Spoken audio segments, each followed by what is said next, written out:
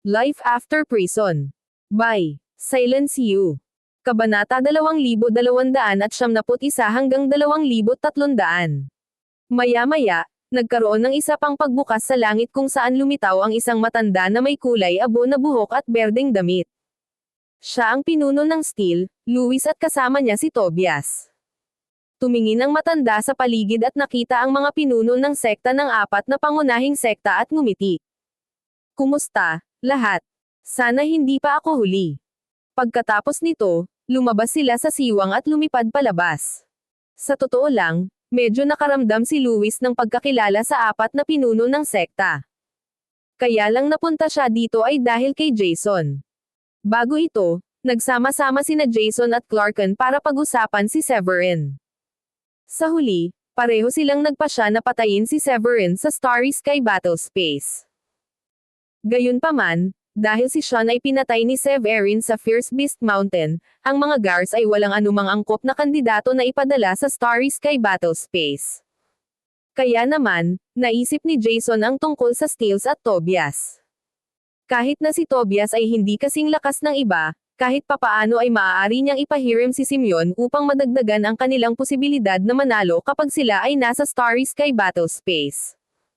Pagkatapos ng talakayan, nagpasya si Jason na magtungo sa Steels upang bisitahin si Clarken at nag-alok ng 2 7th grade alchemical pills upang tulungan si Tobias na umakyat sa Paragon stage. Tuwang-tuwa si Jason nang makitang dumating si Louis.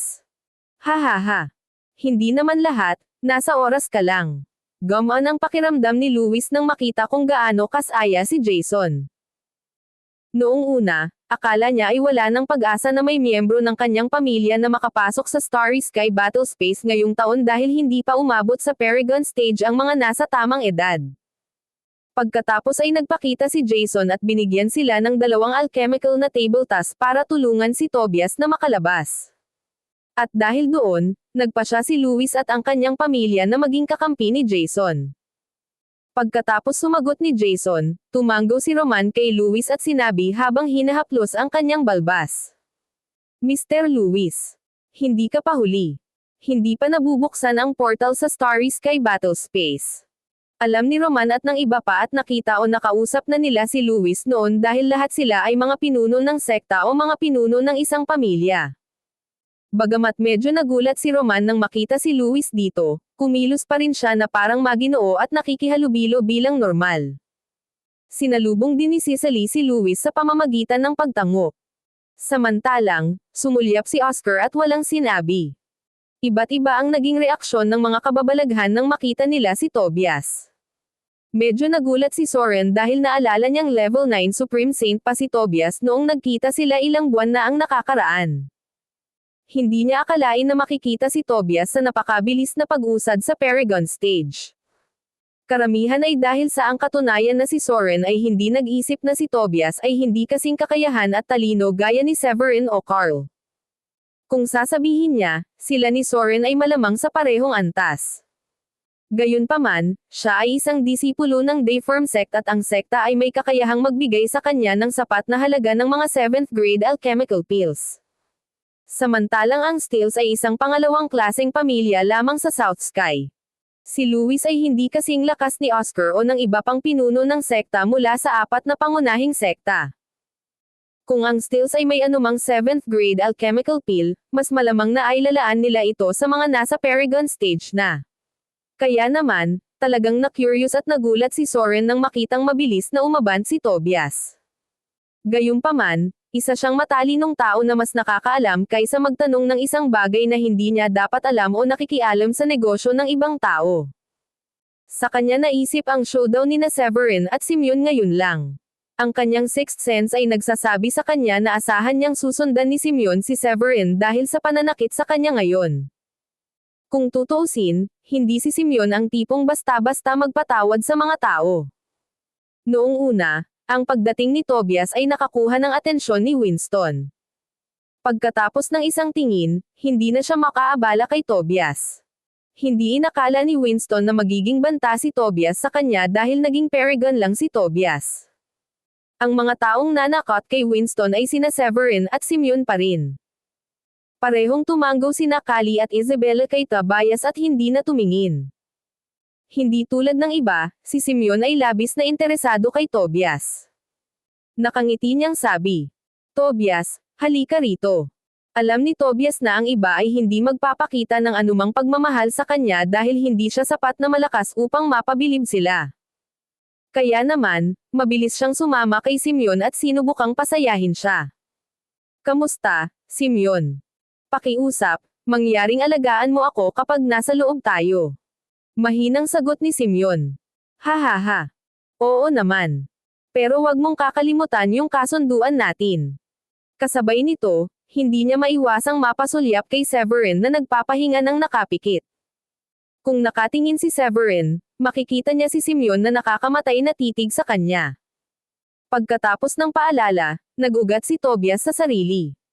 Huminga siya ng malalim at may halong emosyon. Alam niyang nakuha niya ang pagkakataong ito salamat sa Dayform Sect ngunit may kondisyon ito. Kinailangan niyang tulungan si Simeon na patayin si Severin noong nasa Starry Sky Battle Space sila. Habang iniisip niya ang mga oras na nasa Arctic Heights sila, labis pa rin siyang tinutuyan ng kapangyarihan at kakayahan ni Severin.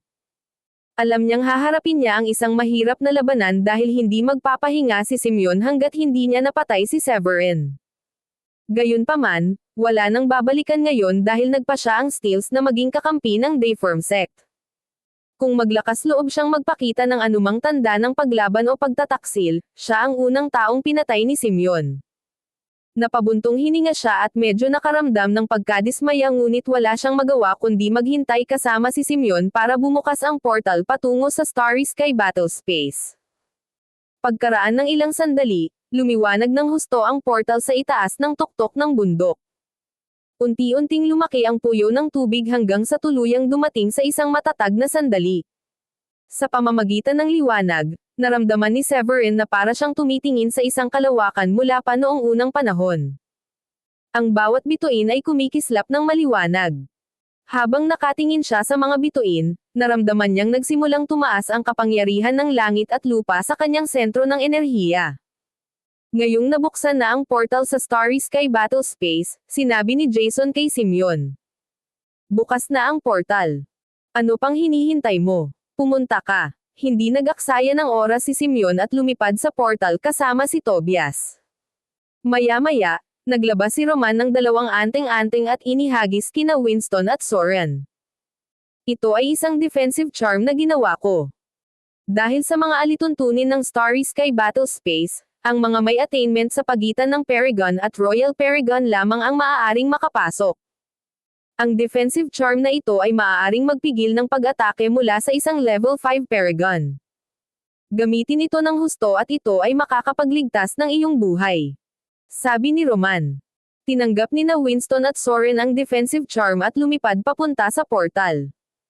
Kasabay nito, handa na ring umalis sina Kali at Isabela. Tinapakan nila ang ulap para tumungo sa portal. Walang hinihintay na tao si Carl at lumipad sa bilis ng kidlat dahil ang iba ay patungo na sa portal. Nakita ito ni Severin at nag-aatubili na maywan. Nang maglalakad na sana siya ay may nakita siyang alindog sa harapan niya. Maya-maya ay narinig niya ang boses ni Oscar sa kanyang isipan. "Ito ay isang defensive charm na ginawa ko. Kaya nitong pigilan ang isang buong atake mula sa isang level 7 Paragon. At mayroon din itong mapa ng Starry Sky Battle na iginuhit ko pagkatapos kong pumasok sa huling pagkakataon." Kahit na gumawa si Roman ng defensive charm na maaaring magpigil ng pag-atake mula sa isang level 9 Paragon, ito ay magiging walang silbi dahil sa mga panuntunan ng Starry Sky Battle Space. Tuwang-tuwa si Severin sa narinig. Gagawin nitong mas madali ang paggalugad sa Starry Sky Battle Space kung mayroon siyang defensive charm at ang mapa ng Starry Sky Battle Space. "Maraming salamat." Sumagot si Severin sa kanyang banal na kahulugan at mabilis na inimbak ang defensive charm sa kanyang spatial ring. Pagkatapos noon, lumipad siya sa langit para tumungo sa portal. Sa sandaling nasa loob siya ng portal, naramdaman niya ang napakalaking enerhiya sa paligid niya. Napakalakas nito kaya hindi niya napigilan. Inakay nito ang kanyang katawan na lumipad paitaas. Nang umabot na sa punto ang altitude, Tumingin siya sa ibaba at napagtantong nasa taas na pala siya kaya unti-unting naging maliit na tuldok ang bundok. Pagkatapos ay napagtanto niyang maraming tuldok. Hindi nagtagal ay nakilala na niya ang ilan sa kanila. Ito ang Arctic Heights at iyon ang Fierce Beast Mountain. Habang nasa taas siya, tanaw na tanaw niya ang karagatan. Nabigla siya. Ganito ba ang hitsura ni South Sky mula sa itaas? Mas malaki ito ng kaunti sa nasa isip niya. Ang kapangyarihan ay patuloy na umakay sa kanya at sa wakas ay nakakita siya ng ibang mga estado. Iyon ba ang Great Flare? Napapikit siya nang makita ang isang kapirasong lupa na halos kasing laki ng South Sky. Ito ay matatagpuan sa ibaba ng Fierce Beast Mountain at konektado sa South Sky. Ang kalangitan sa itaas ng Great Flare ay may makapal na layer ng espiritu ng pagiging regal. Malabo, naramdaman ni Severin na mayroong isang maswerteng gintong dragon na lumilipad sa paligid ng ulap. Ang Great Flare ay ang lugar kung saan naninirahan ang dinastiyang Tao. Ang dinastiya ay may matagal ng kasaysayan at ang kapangyarihan ng mga royal ay kasing lakas ng sagradong lupain. Ipinagpatuloy ni Severin ang pagtingin sa lugar sa kabila ng Fierce Beast Mountain. Ito ay isang malaking lugar na maraming beses na mas malaki kaysa sa South Sky. Sa tingin ko ay Midland iyon. Napaisip si Severin habang relax ang mood.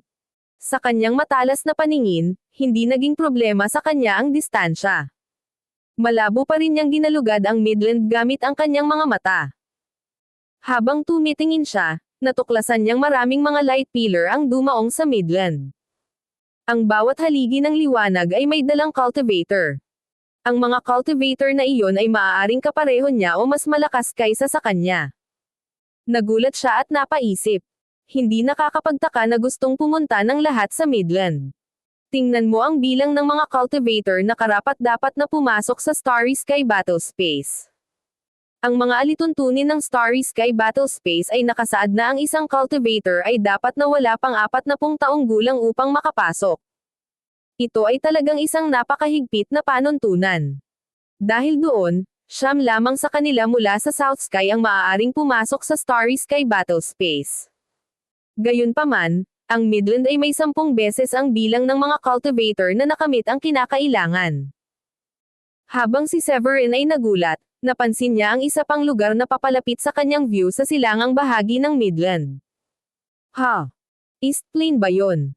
Ito ay halos kapareho ng sukat ng lupa sa South Sky. May isa pang lugar na lumilitaw sa kanang bahagi ng Midland. Gayunpaman, ito ay mukhang isang desert. Sa nakikita ni Severin, mayroong isang oasis sa gitna ng lupain na umaabot lamang sa kalahati ng laki ng South Sky. Siguro iyon ang West Region. Balita ko maraming makapangyarihang mga obispo mula sa West Region at isa sa mga sagradong lupain ay tinatawag na Thunder Music Church. Mula sa impormasyong nakalap, alam ni Severin na ang Thunder Music Church ay napakahusay sa paghuhugas ng utak ng mga tao. Sinabi nila na ginawa nila ito upang matulungan nila ang mga tao na magpatuloy at mabura ang kanilang mga kasalanan. Kapag ang spell ay ginawa sa target, mababago nito ang isip ng target at makokontrol ang target.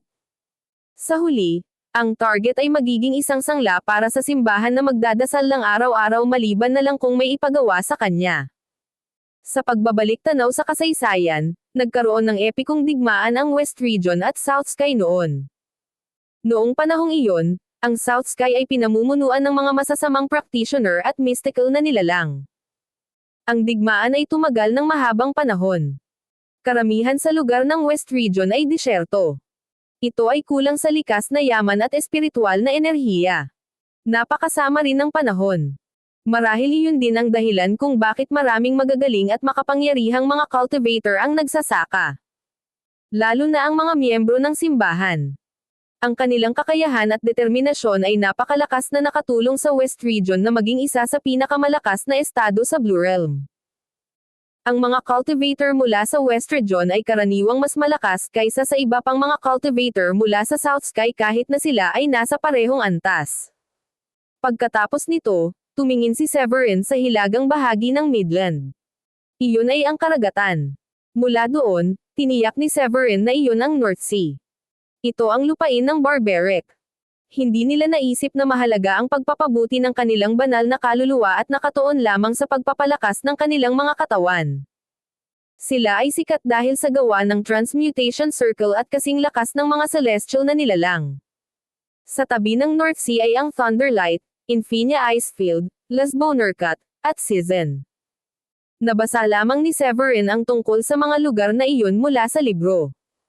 Sinulyapan niya ang karagatan at napagtantong mas malaki ang Blue Realm kaysa sa inaakala niya. Biglang nayanig ang paligid at bago niya namalayan na wala siya sa pinanggalingan niya kanina. Para siyang nasa outer space dahil kitang-kita niya ang galaxy gamit ang kanyang mga mata. May portal sa unahan niya. Ang portal ay may maraming black hole at vortex sa tabi nito. Napaisip si Severin. Ito ay dapat ang Starry Sky Old Portal. Upang makapasok sa Starry Sky Battle Space, dapat dumaan sa Starry Sky Old Portal. Kung ang tao ay hindi determinado at may malakas na pag-iisip, siya ay makulong sa mundo ng ilusyon magpakailanman at mamatay sa bandang huli.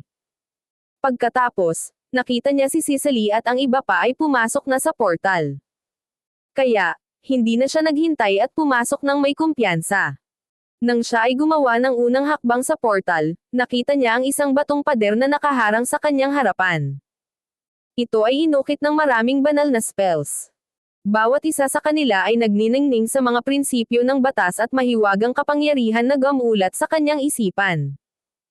Natuwa siya at mabilis na naglakad palapit sa pader na bato.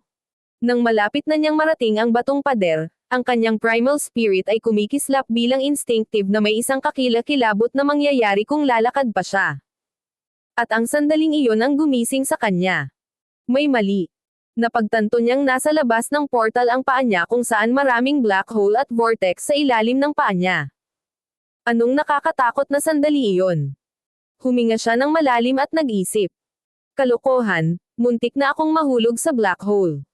Kung mahulog man siya sa isang black hole, alam niyang sa kanyang kasalukuyang kapangyarihan, siya ay makukulong magpakailanman sa loob ng black hole habang ang kapangyarihan ng black hole ay dudurog sa kanyang banal na kaluluwa. Gayunpaman, kumalma siya at nagpatuloy sa paglalakbay. Maya-maya, bumungad sa kanya ang isang gusali. Marami siyang tao sa building at nagtawanan ang lahat. May mga magagandang babae na sumasayaw at nakakatuwang musika. Nilinggan niya iyon ngunit hindi niya pinansin ang lahat at lumagpas sa gusali. Ilang sandali pa, nakarating siya sa isang larangan ng digmaan. Napuno ito ng mabigat na pakiramdam ng dugo. Ang mga bangkay ay nasa lahat ng dako at ang ilan sa kanila ay ang mga taong pinakamalapit sa kanya. Old Waco, Oscar, Daniela, Miles, Felipe, at marami pa. Patay na silang nakahiga na may dugo sa buong katawan. Gayunpaman, dumaan lang si Severin nang hindi naapektuhan. Maya-maya, nakarating siya sa isang lugar na may ilang kristal na kabaong.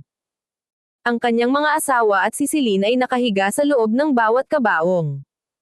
Habang naglalakad siya sa mga kabaong, nakarinig siya ng maraming nakakaakit na boses. Severin. Ako ito, si Dayan. Ilabas mo ako. Tatay, tataw. Sobrang namimiss kita. Sa kabila noon, nanatili siyang kalmado at nilumpasan ang mga kabaong nang hindi tumitingin sa kanila. Hindi niya alam kung gaano na siya katagal na naglalakad na para bang ito ay walang hanggan. Hanggang sa makarating siya sa dulo ng portal at may nakita siyang bagong mundo sa harapan niya. Upang maging tumpak, ito ay isang kalawakan. Maraming bituin at planeta ngunit napakatahimik. Napakalamig at walang laman ang pakiramdam. Tumingin si Severin sa kalawakan kung saan nakikita niya ang buwan, araw, mga planeta, at mga bituin. Huminga siya ng malalim para tamasahin ang kapangyarihan ng kalawakan. Nakatulong ito upang pasiglahin siya at nadagdagan ang dami ng kapangyarihan ng langit at lupa sa kanyang katawan. Bulong niya. Ito ba ang Starry Sky Battle? Ang lakas ng galaxy dito. Sa katunayan, siya ay lubos na masaya. Kung iyon ang iniisip niya, mas mabilis siyang mag-improve kapag nag-ensayo siya rito dahil sa lakas ng galaxy. Ang Starry Sky Battle Space ay ganap na naiiba sa iba pang mga guho na napuntahan ni Severin. Ito ay mukhang isang ganap na naiibang espasyo o isang buong bagong mundo. Umiling si Severin at tumigil sa pag-iisip. Pagkatapos ay inilabas niya ang kanyang divine sense para scout at galugarin ang paligid. Bigla niyang napagtanto na ang mga nasa unahan niya ay wala na kung saan. Walang iba kundi ang kawalan ng laman sa paligid niya. Napaisip siya at sinabing, sa palagay ko, lahat ay nagkahiwa-hiwalay pagkatapos dumaan sa Starry Sky Old Portal. Ito ay talagang isang magandang bagay. Kung ngayon lang niya nakilala si Simeon, pareho silang matutuloy at mag-aaway agad. Ngayong hindi na niya kailangang mag-alala kay Simeon, inilabas niya ang alindog na ibinigay sa kanya ni Oscar kanina. Iniskan niya ito sa kanyang banal na kahulugan. Kaagad, lumitaw sa kanyang isipan ang impormasyon tungkol sa Starry Sky Battlespace kasama ang isang mapa.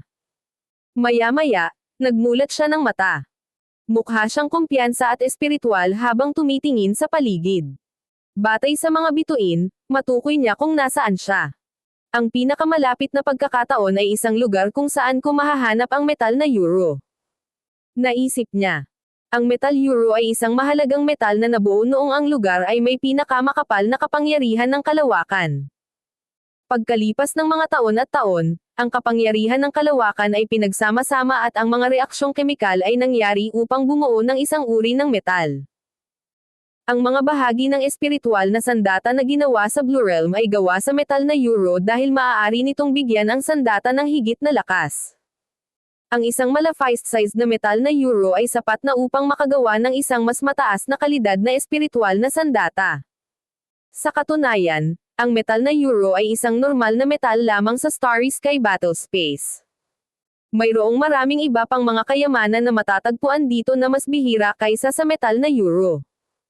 Halimbawa, ang pangwalong baitang espiritual na damo na kilala bilang 7 Stars Herb o kayamanan na kasing eksklusibo ng Star Gold. Ginamit ang Star Gold sa paggawa ng Metal Armored Divine Soldier, isang uri ng immortal na sandata. Karamihan sa sagradong lupain sa Midland ay mayroong Metal Armored Divine Soldier bilang kanilang ultimate weapon dahil naglalaman ito ng kapangyarihan ng parusa. Ang isang hit mula sa Metal Armored Divine Soldier ay maaaring durugan ang humigit kumulang higit sa 10,000 ektarya ng lupa. Gayunpaman, kinailangan nitong dumaan sa ilang mga kulog upang maging isang malakas na immortal na sandata. Tanging ang Starry Sky Battlespace lang ang may Star Gold na kailangan para gawin ang Metal Armored Divine Soldier. Umiling si Severin, huminga ng malalim, at pinakalma ang sarili. Pagkatapos ay nalaman niya kung saang direksyon patungo. Ang Starry Sky Battlespace ay gaya ng sinabi ng lahat. Nagkaroon ito ng pagkakataong kailangan ng isang cultivator upang umakyat at maging isang celestial na nilalang. Gayunpaman, may presyo iyon dahil ang Starry Sky Battlespace ay puno ng mga panganib at bitag. Saan man sa Starry Sky Battlespace ay mga black hole at vortex. Maliban doon, mayroon ding mas malaking banta kung saan ay ang Galaxy Monster. Ang mga halimaw ng kalawakan ay gumagala sa kalawakan. Sila ay napakalakas na nilalang. Nakayanan ng kanilang mga katawan ang presyon ng mga black hole at vortex. Ang kanilang kapangyarihan ay kasing lakas ng isang paragon. Sa malawak na kalawakan, ang mga napakalaking halimaw ay gumagamit ng napakalakas na lakas na ang mismong mga elemento ng Nine Heavens Gale at ang mga black hole ay nagpapaganda sa kanilang pisikal na anyo.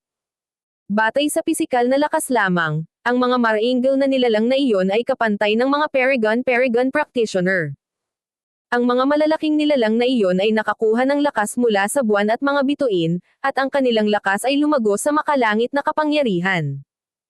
Ang sinumang practitioner na humarap sa kanila sa labanan at nagpupumilit na mabilis na wakasan ang mga halimaw ay haantong sa sobrang pagod. Mas gugustuhin ng mga practitioner na harapin ang mga kapantay nila na nasa parehong antas kaysa sa mga halimaw sa loob ng Starry Sky Battlespace. Ilang sandali pa, pumailan lang si Severin sa naliliwanagan ng bituin. Isang malawak na nebula ang namuo sa hindi kalayuan sa unahan, na naghagis ng nakakatakot na mga anino sa backdrop ng madilim na espasyo. Ang marahas na itim na butas ay sumabog mula sa mga itim na butas, kasama ang mga elemento sa loob na bumubuo ng nakakapasong mga bowl ang apoy. Ang mga nagninangas na orbs na iyon ay nagudyok ng mga bahagi ng liwanag ng bituin, na nagsasama-sama sa mga meteorite na bumuo ng celestial belt sa harap ng matalas na mga mata ni Severin. Ang mga meteorite na ipinanganak mula sa cosmic chaos ay bumuo ng meteorite belt, na naging sanhi ng pagkinang ng mga mata ni Severin sa pag-asa. Ginabayan ng mapa ni Oscar, nakita ni Severin ang presensya ng metal na euro sa loob ng meteorite belt. Kung makakaipon ako ng sapat na metal na euro, maaaring ma-upgrade ko ang aking green shield sa isang elite quality spiritual treasure. Ang kagalakan ay dumaan kay Severin habang pinag-iisipan niya ang mga potensyal na pagpapahusay na naghihintay sa kanyang mataas na kalidad na espiritual na kayamanan. Sa pamamagitan ng pagpipino pa nito, ang mga kakayahan nito sa pagtatanggol at pagliligtas ng buhay ay lubos na mapapalakas, na higit pa sa lakas ng pakikipaglaban. Ang madugong mga labanan at matinding kompetisyon sa mga practitioner ay hindi ang lahat at katapusan lahat ng tagumpay. Lahat ng mga practitioner ay naghangad na mabuhay ng mas matagal, at marami ang naglagay ng mas mataas na kahalagahan sa pagmaster ng mga diskarte sa pagtakas o pagpapatibay ng kanilang mga kakayahan sa pagtatanggol. Iyon ang tanging paraan para madaig ng isang practitioner ang mga sandali ng peligro.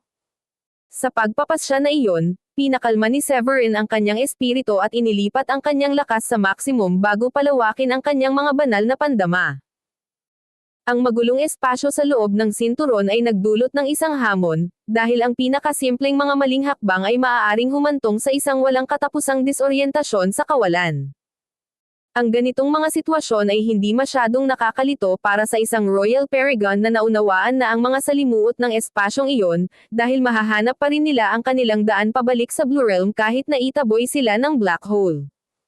Gayunpaman, ang mga panganib ay mas malaki para kay Severin dahil sa kanyang antas bilang isang Paragon. Sa pagpapanatili ng pagbabantay, siya ay maingat at tuloy-tuloy na sumulong, na mas malalim na nagsisiyasat sa kalawakan na puno ng meteorite.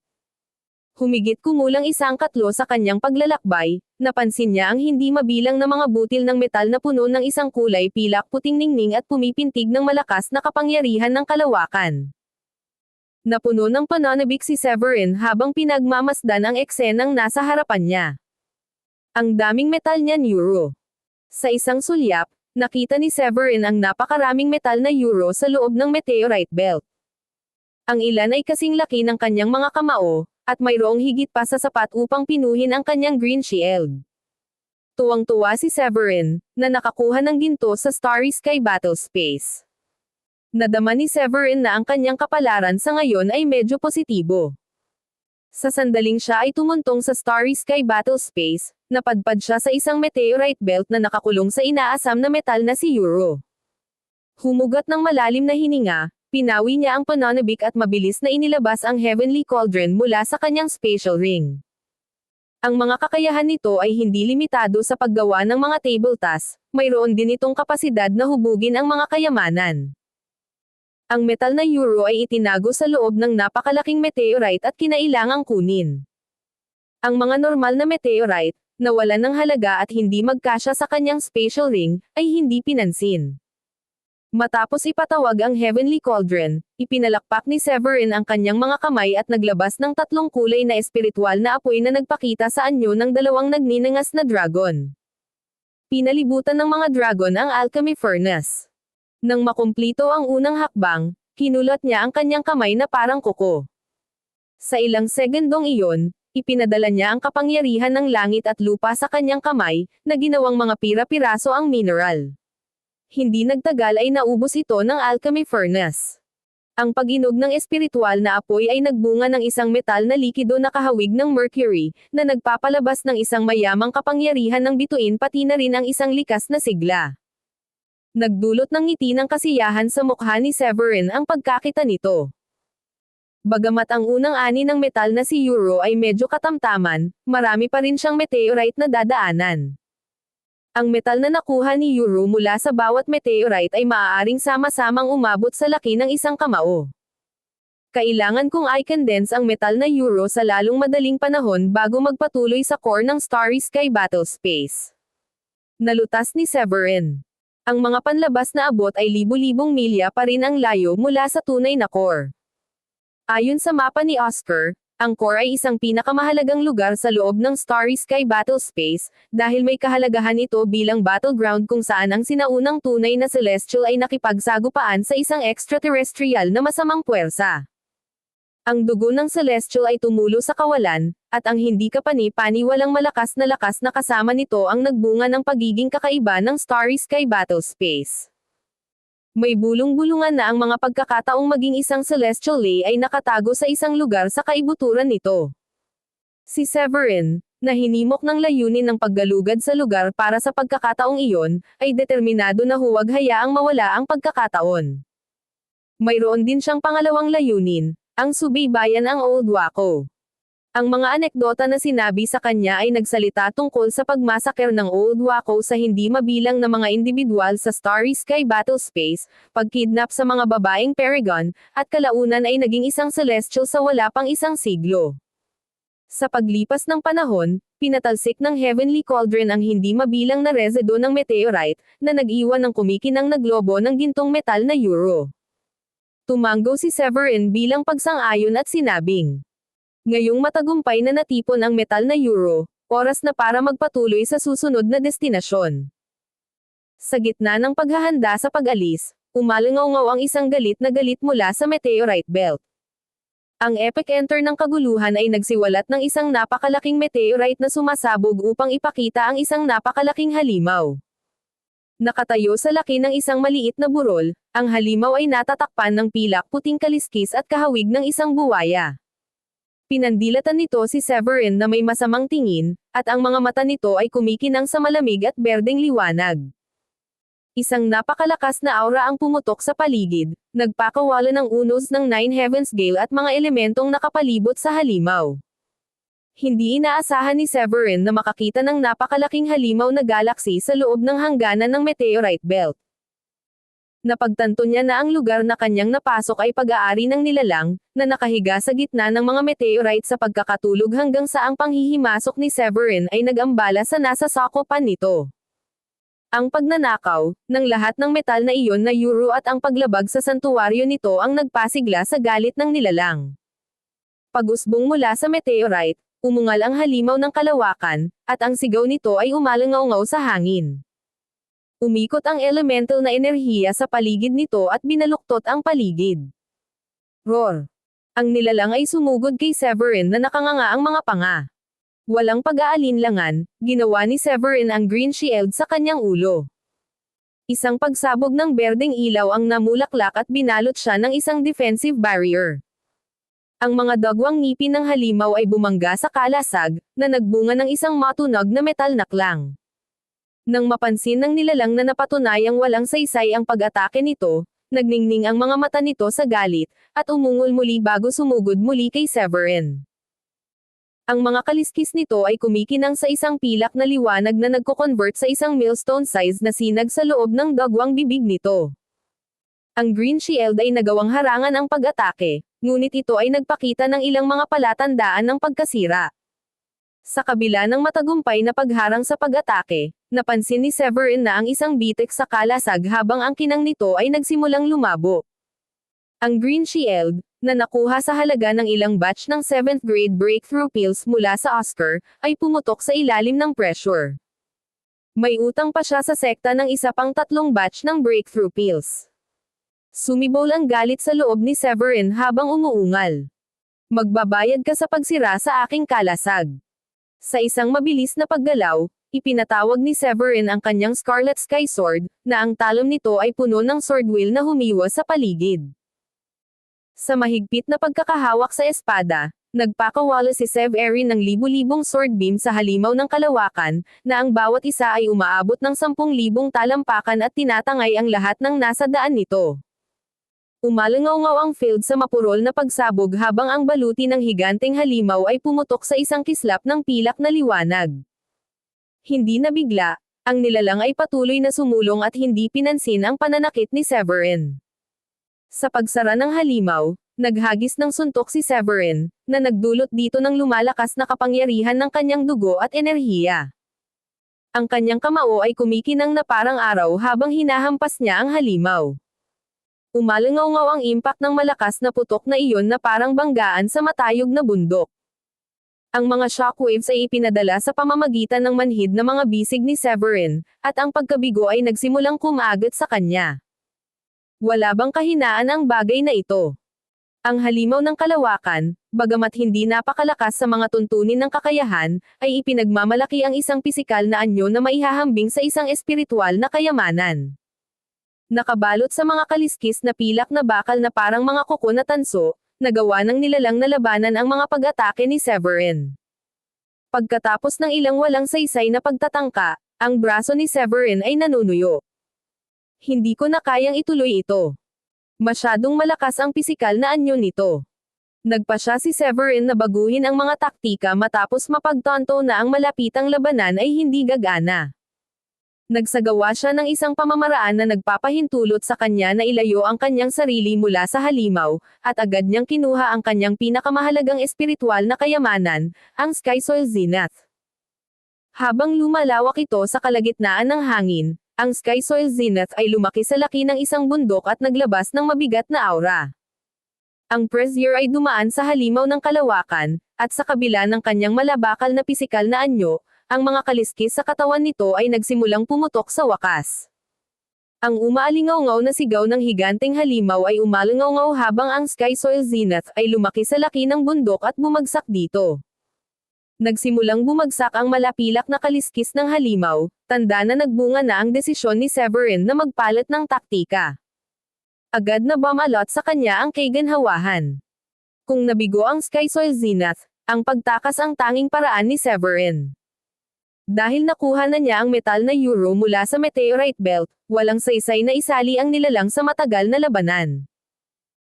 Ang halimaw ay lubos na mahalaga sa maraming iba't ibang aspeto. Ang dugo nito ay isang ika-7 grado na sangkap na kapakipakinabang sa mga alchemical na table task, habang ang malakas na laman nito na may mga taon at taon ng kapangyarihan ng kalawakan ay maaaring gamitin bilang isang alchemical ingredient o bilang pagkain para sa pagkonsumo. Gayunpaman, ang pagkuha ng mahahalagang bagay na iyon ay nangangailangan ng panganib sa kanyang buhay. Ang kosmikong nilalang ay nanirahan ng matagal sa mabituing kalangitan, tinitiis ang walang humpay na pagsalakay ng Nine Heavens Wind pati na rin ang mga black hole.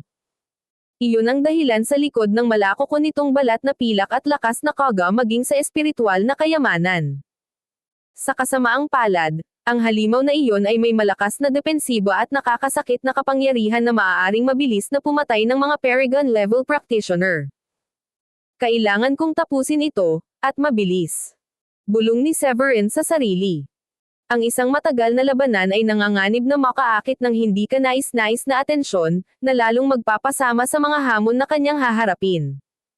Sa isang matatag na ekspresyon, muli niyang hinawakan ang Sky Soil Zenith, na nagdulot ng isang naririnig na bitek habang nabasag ang kawalan. Ang enerhiya ng elemento ay natangay kasabay ng kaguluhan ng mga black hole. Ang halimaw ay umungal ng mapanghamon, itinaas ang kanyang mga braso upang maghatid ng isang malakas na suntok na naglalayong durugan si Severin sa ilalim ng napakalakas nitong lakas. Tumugon si Severin sa paparating na welga at hinawakan ang green shield upang bumuo ng isang protection na hadlang. Napaatras si Severin dahil sa impact, at naging seryoso ang ekspresyon nito. Kalokohan.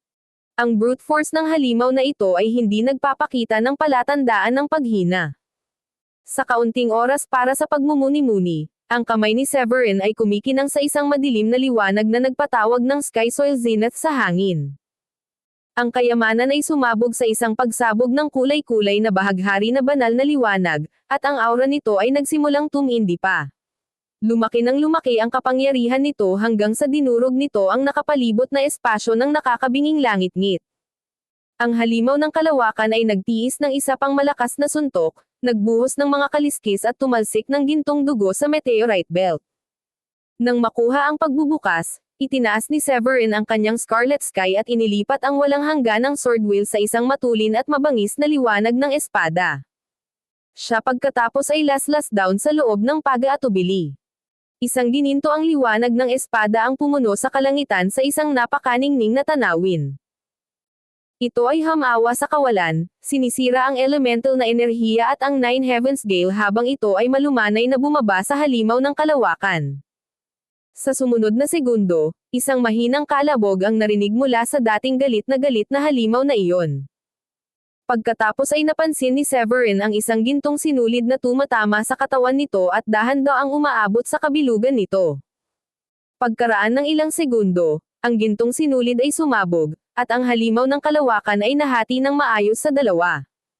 Nakahinga ng maluwag si Severin, na nasaksihan ang pagkamatay ng nilalang. Tunay na nabubuhay ang Starry Sky Battlespace sa reputasyon nito bilang isang ipinagbabawal na lugar sa loob ng 13 estado ng Blue Realm. Ang mga behemoth na mas malakas kaysa sa mga Paragon ng tao ay laganap kahit sa mga panlabas na gilid nito. Naging malungkot ang mukha ni Severin habang iniisip ang mapanganib na pagkikita.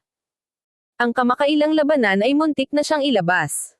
Ang mga panganib ay dumami sa kabila ng nananatili lamang sa paligid ng Starry Sky Battlespace, kaya walang sinasabi kung ano ang iba pang mga panganib na patuloy na nakatago sa kailaliman nito. Ang mga panganib sa loob ay isang intrinsic na bahagi ng kilalang-kilalang katayuan ng Battlespace bilang ang pinakanakapanganib na kaharian sa 13 estado ng Blue Realm. Ang magulong Black Hole at Nine Heavens Gales ay nasa lahat ng dako, hindi pa banggitin ang presensya ng mga halimaw sa kalawakan. Ang mga kwento ng hindi mabilang na mga henyo ay sumuko sa mga panganib sa bawat pagbubukas ng Starry Sky Battlespace na nakadagdag sa katanyagan nito. Gayunpaman, ang kahirapan ay kadalasang nagdadala ng mga pagkakataon sa loob ng mga fold nito. Ang mga nakipaglaban sa mga panganib at lumabas na hindi nasaktan mula sa kalawakan ay madalas na nagpapatuloy upang makamit ang maraming kadakilaan. Mula sa kanyang nalalaman, sina Oscar at Jason ay nag-navigate sa mga panganib ng Starry Sky Battlespace sa kanilang kabataan, kaya't binibigyan sila ng pagkakataong maging napakahinahangad ng Paragon-level powerhouses. Iyon lamang ay isang malinaw na nagpakita ng lubos na kahanga-hanga ng Starry Sky Battlespace. Umiling si Severin para iwaksi ang mga iniisip. Kinuha niya ang 2 Pildores mula sa kanyang spatial ring upang mapunan ang kanyang naubos na espiritual na enerhiya. Matapos gamitin ang kanyang Divine Sense upang kumpirmahin ang pagkamatay ng Galaxy Monster, si Severin ay sumulong patungo sa napakalaking bangkay. Siya ay puno ng pag-asa habang siya ay naghahanda upang masuri ang mga samsam. Gayunpaman, kakalapit pa lang niya sa bangkay ng Galaxy Monster nang biglang bumukas ang itim na liwanag 100 talampakan sa likuran niya. Mabilis siyang nag-react at inilagay ang kanyang green shield sa itaas ng kanyang ulo upang harangin ang hindi inaasahang pag-atake. Umasim ang ekspresyon ni Severin, at pinalawak niya ang kanyang divine senses para tanungin ang salarin. Sino ta? Isang nagulat na tono ang umabot sa tenga ni Severin. Nagawa mong iwasan ang pag-atake ko. Ngunit halata na ang labanan ay nakapinsala sa iyong espiritual na enerhiya. Isang bitek ang lumitaw sa espasyo sa harap ng meteorite, na nagpapakita ng isang binata na nakasuot ng itim na damit. Ang kanyang mga tampok ay medyo mabangis, at ang kanyang makapal na kilay ay napakakapal na mayroon lamang isang maliit na pahinga sa gitna. Pinalamutian ng gintong bracer ang kanyang palso, na naglalabas ng mahinang espiritual na liwanag. Isang aura na karapat-dapat sa isang level 3 paragon ang lumabas mula sa lalaki. Ang lalaki, si Alva Jurien, ay tila medyo natigilan. Ang pag-iwas ni Severin sa kanyang palihim na pag-atake ay hindi inaasahan. Nasa malapit siya habang nakikipagbuno siya sa halimaw ng kalawakan at naakit siya sa resulta ng labanan. Agad niyang napagdesisyonan na magtago sa mga anino. Nang makarating sa meteorite belt ay napansin ni Alva na may nakikipaglaban sa isang halimaw sa kalawakan. Bagamat sa una ay nag-aatubili siyang manghimasok, muli siyang nag-isip ng matuklasan ang presensya ng metal na euro. Hindi nagtagal ay naisip niya na kinuha ni Severin ang lahat ng metal na makukuha doon ni euro. Ayaw palampasin ni Alva ang pagkakataon na pinakawalan ni Severin ang Sky Soil Zenith sa panahon ng paghaharap sa halimaw ng kalawakan ay labis na naintriga kay Alva. Nagpa siya siyang maghintay ng isang angkop na sandali para agawin si Severin ng kayamanan. Kaya't nagpa siya si Alva na magtago sa likod ng isang meteorite at maghintay ng kanyang oras hanggang sa dumating ang isang pagkakataon para sa kanya na mapakinabangan ang pagkapagod ni Severin pagkatapos ng labanan. hindi niya inaasahan na magpapatuloy si Severin ng isang pambihirang pananaw sa pamamagitan ng pag-iwas sa kanyang palihim na pag-atake at paglalantad sa kanyang presensya.